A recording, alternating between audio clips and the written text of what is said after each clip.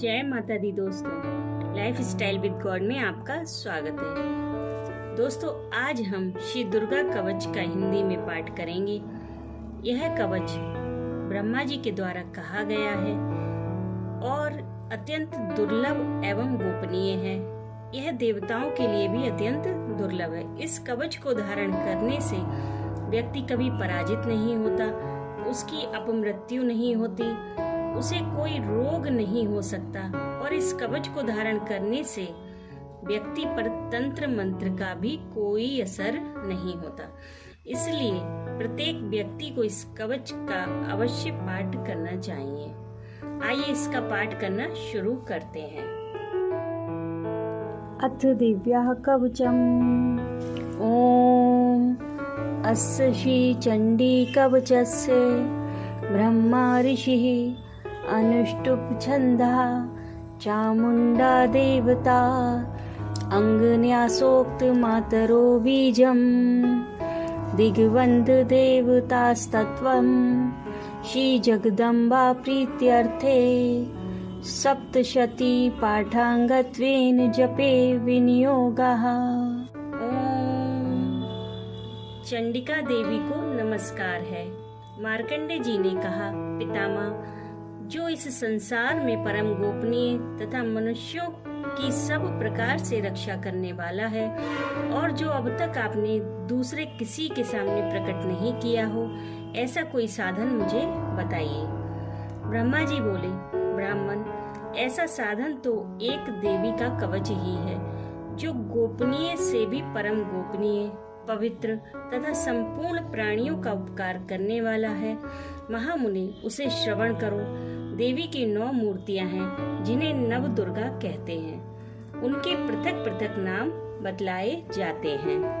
प्रथम नाम शैलपुत्री है, दूसरी मूर्ति का नाम ब्रह्मचारिणी है, तीसरा स्वरूप चंद्रघंटा के नाम से प्रसिद्ध है, चौथी मूर्ति को कूष्मांडा कहते हैं, पांचवी दुर्गा का नाम स्कंद माता है, देवी के छठे रूप को कात्यायनी कहते हैं, सातवां कालरात्रि और 8वां स्वरूप महागौरी के नाम से प्रसिद्ध है, नवी दुर्गा का नाम सिद्धिदात्री है। ये सब नाम सर्वज्ञ महात्मा वेद भगवान के द्वारा ही प्रतिपादित हुए हैं। जो मनुष्य अग्नि में जल रहा हो, रणभूमि में शत्रुओं से घिर गया हो, विषम संकटों में फंस गया हो तथा इस प्रकार भय से आतुर होकर जो भगवती दुर्गा की शरण में प्राप्त हुए हों, उनका कभी अमंगल नहीं होता। युद्ध के समय संकट में पड़ने पर भी उनके ऊपर कोई विपत्ति नहीं आती, उन्हें शोक, दुख और भय की प्राप्ति नहीं होती। जिन्होंने भक्ति पूर्वक देवी का स्मरण किया है, उनका निश्चय ही अभ्युदय होता है। देवेश्वरी, जो तुम्हारा चिंतन करते हैं, उनकी तुम निसंदेह रक्षा करती हो। चामुंडा देवी प्रेत पर आरूढ़ होती है, वाराही वैसे पर सवारी करती हैं, ऐन्द्री का वाहन ऐरावत हाथी है, वैष्णवी देवी गरुड़ पर ही आसन जमाती है, माहेश्वरी वृषभ पर आरूढ़ होती हैं, कौमारी का वाहन मयूर है, भगवान विष्णु की प्रियतमा लक्ष्मी देवी कमल के आसन पर विराजमान है और हाथों में कमल धारण किए हुए हैं। वृषभ पर आरूढ़ ईश्वरी देवी ने श्वेत रूप धारण कर रखा है। ब्राह्मी देवी हंस पर बैठी हुई है और सब प्रकार के आभूषणों से विभूषित है। इस प्रकार ये सभी माताएं सब प्रकार की योग शक्तियों से संपन्न हैं। इनके सिवा और भी बहुत सी देवियां हैं जो अनेक प्रकार के आभूषणों की शोभा से युक्त तथा नाना प्रकार के रत्नों से सुशोभित हैं। ये सभी देवियां क्रोध में भरी हुई हैं और भक्तों की रक्षा के लिए रथ पर बैठी दिखाई देती हैं। ये शंख, चक्र, गदा, शक्ति, हल तथा मूसल, खेटक और तोमर, परशु तथा पाश, कुंत और त्रिशूल एवं उत्तम शारंग, धनुष आदि अस्त्र शस्त्र अपने हाथों में धारण करती हैं। दैत्यों के शरीर का नाश करना, भक्तों को अभयदान देना और देवताओं का कल्याण करना, यही उनके शस्त्र धारण का उद्देश्य है। कवच का आरंभ करने से पहले इस प्रकार प्रार्थना करनी चाहिए। महारौद्र रूप, अत्यंत घोर पराक्रम, महान बल और महान उत्साह वाली देवी, तुम महान भय का नाश करने वाली हो, तुम्हें नमस्कार है। तुम्हारी ओर देखना भी कठिन है। शत्रुओं का भय बढ़ाने वाली जगदम्बिके, मेरी रक्षा करो। पूर्व दिशा में इंद्र शक्ति मेरी रक्षा करे। अग्निकोण में अग्नि शक्ति, दक्षिण दिशा में वाराही और नैऋत्य कोण में खड़ग धारिणी मेरी रक्षा करें। पश्चिम दिशा में वारुणी और वायव्य कोण में मृग पर सवारी करने वाली देवी मेरी रक्षा करें। उत्तर दिशा में कौमारी और ईशान कोण में शूल धारिणी देवी रक्षा करें। ब्रह्माणी, तुम मेरी ऊपर की ओर से रक्षा करो और वैष्णवी देवी नीचे की ओर से मेरी रक्षा करें। इसी प्रकार शव को अपना वाहन बनाने वाली चामुंडा देवी दसों दिशाओं में मेरी रक्षा करें। जया आगे की ओर से और विजया पीछे की ओर से मेरी रक्षा करें। वाम भाग में अजिता और दक्षिण भाग में अपराजिता रक्षा करें। उद्योतिनी शिखा की रक्षा करें।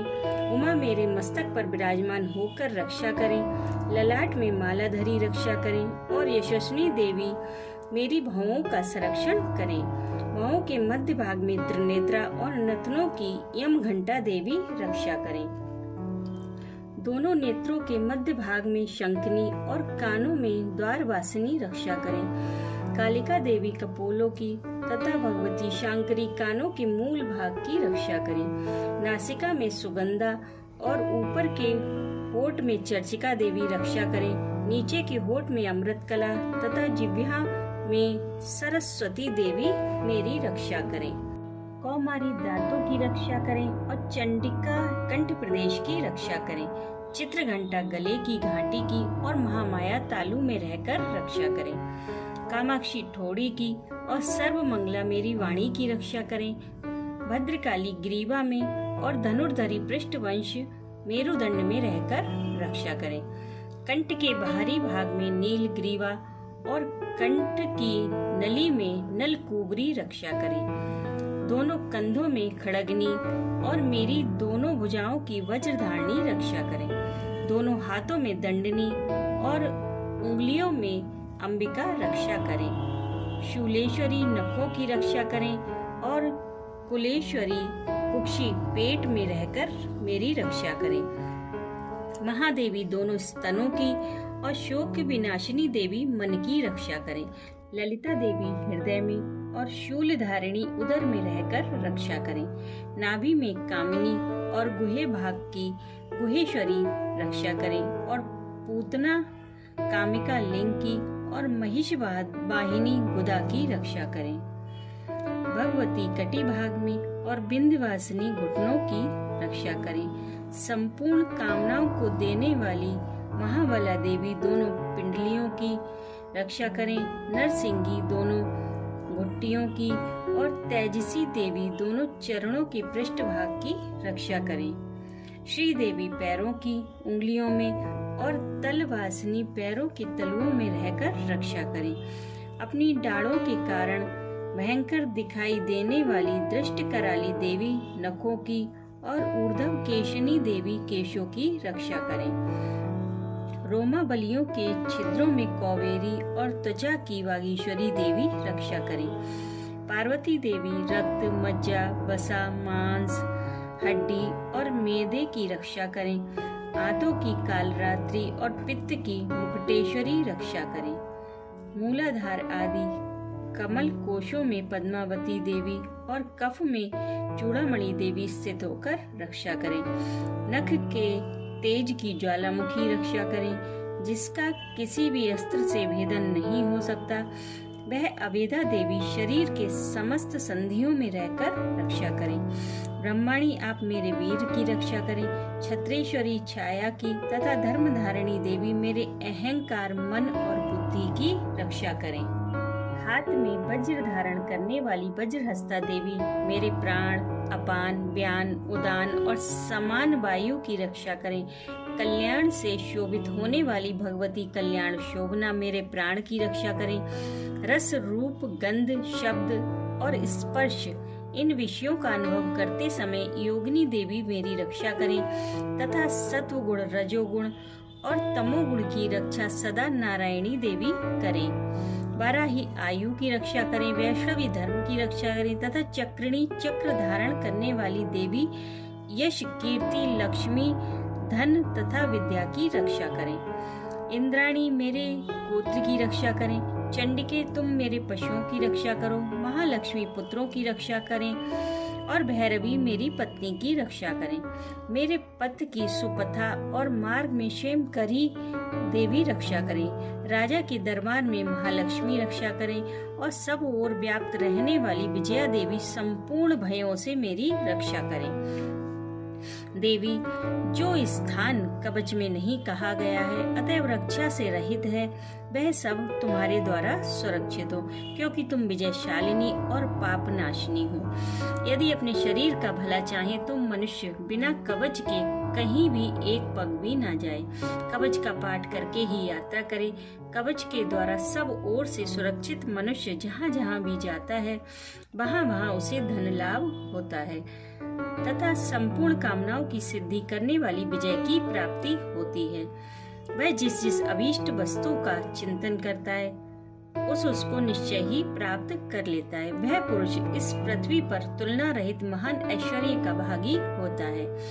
कवच से सुरक्षित मनुष्य निर्भय हो जाता है। युद्ध में उसकी पराजय नहीं होती। वह तीनों लोकों में पूजनीय होता है। देवी का यह कवच देवताओं के लिए भी दुर्लभ है, जो प्रतिदिन नियम पूर्वक तीनों संध्याओं के समय कवच का इस श्रद्धा के साथ पाठ करता है, उसे दैवी कला प्राप्त होती है। वह तीनों लोकों में कहीं भी पराजित नहीं होता। इतना ही नहीं, वह अपमृत्यु से रहित हो 100 से भी अधिक वर्षों तक जीवित रहता है। मकरी, चेचक और कोण आदि उसकी संपूर्ण व्याधियां नष्ट हो जाती हैं। कनेर, भांग, अफीम, धतूरे आदि का स्थावर विष, सांप और बिच्छू आदि के काटने से चढ़ा हुआ जंगम विष तथा अहिफेन और तेल के संयोग से आदि से बनने वाला कृत्रिम विष, ये सभी प्रकार के विष दूर हो जाते हैं। उनका कोई असर नहीं होता। इस पृथ्वी पर मारण, मोहन आदि जितने भी अभिचारण प्रयोग होते हैं तथा इस प्रकार के जितने मंत्र तंत्र होते हैं, वे सब इस कवच को हृदय में धारण कर लेने पर उस मनुष्य को देखते ही नष्ट हो जाते हैं। ये ही नहीं, पृथ्वी पर विचरने वाले ग्राम देवता, आकाशचारी, देव विशेष, जल के संबंध में प्रकट होने वाले गण, उपदेश मात्र से सिद्ध होने वाले निम्न कोटि के देवता, अपने जन्म के साथ प्रकट होने वाले देवता, कुल देवता, माला, कंठमाला आदि, डाकिनी, शाकिनी, अंतरिक्ष में विचरने वाली अत्यंत बलवती भयानक डाकिनियां, ग्रह, भूत, पिशाच, यक्ष, गंधर्व, राक्षस, ब्रह्म राक्षस, बेताल, कुष्मांड और भैरव आदि अनिष्ट कारक देवता भी हृदय में कवच धारण किए रहने पर उस मनुष्य को देखते ही भाग जाते हैं। कवचधारी पुरुष को राजा से सम्मान वृद्धि प्राप्त होती है। यह कवच मनुष्य के तेज की वृद्धि करने वाला और उत्तम है। इस कवच का पाठ करने वाला पुरुष अपनी कीर्ति से विभूषित भूतल पर अपने सुयश के साथ साथ वृद्धि को प्राप्त होता है। जो पहले कवच का पाठ करके उसके बाद सप्तशती चंडी का पाठ करता है, उसकी जब तक वन, पर्वत और कानूनों सहित यह पृथ्वी टिकी रहती है, तब तक यहाँ पुत्र, पौत्र आदि संतान परंपरा बनी रहती है। फिर देह का अंत होने पर वह पुरुष भगवती महामाया के प्रसाद से उस नित्य परम पद को प्राप्त होता है, जो कि देवताओं के लिए भी दुर्लभ है। वह स्वयं सुंदर दिव्य रूप धारण करता और कल्याण में शिव के साथ आनंद का भागी होता है। इति श्री देव्यः कवचम्। ओम तत्सत्।